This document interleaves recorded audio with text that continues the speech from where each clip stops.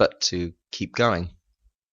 And the Magic 8 Ball lineup has changed and evolved over the years, and my current bandmates are Simon Friedman on guitar, Robbie J. Holland, who's back in the band on bass guitar, and my co-vocalist, Miss Diana Trochim. And I believe she's actually in the chat room as we speak. Hello to you. Hello, Diana. How you doing? She actually texted me on the way down here to say that she wishes she was here too, and I wish she was as well, because yeah, she's always good fun to have on these road trips. Well, we've got to try and get her into the studio. So if you're listening, next time you're down here, come on the show. Anyway, tell us a little bit more about this whole setup. Well, we had Robbie in the band a few years ago, and then he then left, and he's now returned, and he's back on the bass, which Diana was doing. But after our recent gig at the Scala, it became apparent that I really should be singing more with Diana rather than having her on bass. And Simon's a great guitarist. And for our forthcoming gigs, we've got Mr. Michael Richards, who's going to play on drums, and he is just one of the best drummers I've ever met, and B, one of my best friends. And I feel very lucky to have those guys by my side. And I've got Diana coming over on Sunday for a rehearsal, and I saw Robbie yesterday. So it's a time of change, but it's a time of positive change.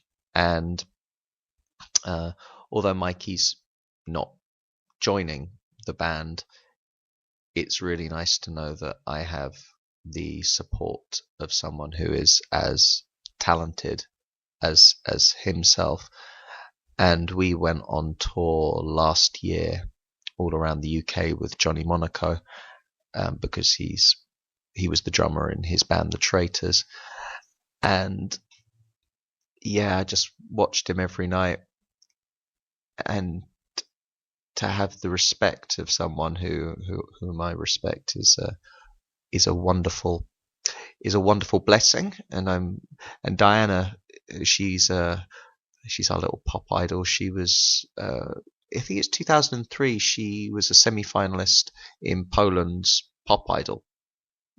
So she played on national television in front of millions of viewers and whatnot. So she has this great story to tell as well. And recently we did a benefit concert at the Scala. This was on the 13th of January, and we sang our compositions, and we took it in turns to do lead vocals and harmonize a little. And it just really set a nice tone for the future, because I want people in this band to sing as well. I want there to be an emphasis on choral singing, harmony, and just generally overwhelming melody. And it's really nice to have Robbie back in the band. He's just one of my best friends, and I've known him so long now. We lived together briefly. He's seen me naked far too many times. Surely not. Ooh, we could have a bit of an X-rated show going on here. He spies on me, though. Yeah, I remember one time I came out of the shower and I went to go into my wardrobe, and I opened the wardrobe and he was standing in there and he jumped out at me. So he obviously should have known better. But I mean, you kind of need to be in a band with someone like that, someone who it's not going to be like, oh, Baz is wearing nothing. Yeah, no. You don't need people being prudish, and he certainly is no prude when you put him on a stage, because much like myself, he's a tart. And then you have Simon, who is our half Maltese guitarist, who is devilishly handsome, incredibly well read. My least favourite member of the group for the aforementioned reasons. And we get on really well, and he comes from a similar musical interests as me, but then he sort of veers towards bands like New Model Army and loves goth that goth sound. And what was the band he was listening to? I think it was The Mission. That was another one he's been listening to of late. But he's very open-minded, a very talented guitarist, and a great songwriter in his own right. And we're actually in I don't know what you'd call us, a band, a duo, a trio. We acoustically perform his songs under the name The Addictions. And in that group, he is the lead singer. And when Diana is up front, I'm her backing musician, as it were. And so there really is this sense of all for one, and I love that. Everyone helps each other out with their individual ideas and projects, and there's just a nice atmosphere between those guys, and I speak to them, pretty much on a daily basis as friends as well. And that's not to say that they don't cause pains to my arse on a regular basis, but metaphorically, not physically, of course. But that's all part of being in a band. And I've got to admit, just listening to you talk in this wonderful way about all of your band members, it's refreshing to see somebody who is not just happy to be the front man of that project, because so many, obviously, as with being the main guy at the front, naturally you're going to get the most attention. But it's wonderful to actually finally speak to somebody who's not afraid to take a back seat. Because I don't know about you, but there's always been a lot of egos on the music scene. Oh, totally. Would you say that Magic 8 Ball are trying to go against the whole issue of being egotists and just be artists? I think when you're this brilliant, I think having an ego is kind of pointless, because the public will just love you regardless. Of course, I'm taking the mick, apart from the brilliance thing. But no, I don't like patronizing an audience. Like I said before about you're wonderful and we love you. That kind of shtick is not for me. And there is always intended to be an element of humour to the pomposity of whatever I do or we do. You're not supposed to ever take it as a serious claim to demigod status.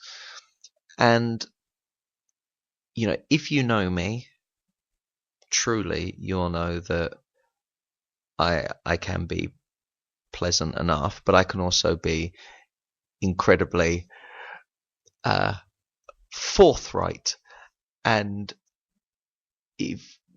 Diana knows this better than anyone, because she's quite tempestuous herself, the little Polish minx, and and guitars have been thrown across rooms, words have been said at high volume in car parks in Liverpool, remember, and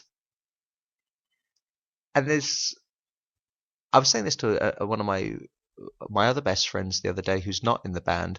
You're not really a friend of mine if at some point I haven't addressed you or said about you that you are a certain thing that I'm not going to. I know you can swear on this show, but I'm not going to say that word because my mum doesn't like it. And that's because it's the duality of man. If you know someone, you will know that they have good and they have bad. Some have more good than bad, and it's a reality check. And you can't spend so much time working on anything, whether it be working on a building site or working in a band or on a radio show, you can't spend that much time with someone without knowing that they are capable of being a pain in the ass. I am a pain in the ass. But you get through these conflicts and you get through these artistic debates, and then you do a gig, and then you turn around and look at each other and go, oh, that was worth the row. Talking of rows, the chat room's going crazy. They're saying, go on, say it. Go on, Baz, swear. I like swearing, go on. They're daring you, the chat room. Okay. Will you take the challenge? I will take the challenge. The swear word I would use to describe my bandmates on a bad day would be Rumpelstiltskin pantaloons. Ooh, explain that lovely phrase then. I don't know, it just seems suitable bollocks. No, it's Robbie actually said this to me. He said, I can always tell when you're really angry because you don't swear. And I have just some, I mean, I employ the standard swear words. I also like rhyming and just leaving it to people's imagination. I mean, a few years ago, I was involved in this unfortunate incident that involved the defacing of one of our band posters by someone we know's father. Oh no, that's horrible. Yeah, he's vile. And I wrote a song. I'd previously written a song about the sun. Yeah. And which was actually, when we used to be friends with him, was a good-humoured thing. You know, it was all a bit of fun. And when we did our first gig, we encored with this homage, which by that point had turned into a royal piss take. And yeah, I'll just sing you the last bars. This give you an idea as to what I'm trying to say here. Oh, now bear with us. This is an actual exclusive for Audio Burger. He's going to do a little bit of an acoustic set. Bear with us. So yeah, what are the end chords? But fate would have them tied. Why'd you have to lie? Calling off the treasure hunt. Your father is with Jeff and Pally. Fantastic. So yeah, by using the term treasure hunt and then leaving the next line free, you don't really need to swear, do you? Well, that is true. And actually, talking of the whole swearing and creativity, in fact, the chat room's already going flaming crazy just because of that little interlude. Now, darlings, we're going to have even a little bit more of a special exclusive because for the first time on audioburger.com, live here in the studio, we have got the lovely Baz Francis, and he's going to play an acoustic version of one of his tracks. I am indeed. So, Baz, tell us a little bit about this particular track which you're going to play for us now. Whoops, whilst he's rushing around. Well, this song is from the forthcoming Magic 8 Ball album, and it's called Monkey Bars, and unfortunately it's not as bright and cheery as Big Star or the aforementioned Jeff and Powley, but it's a new song, well, newish, and it means a lot to me, so yeah.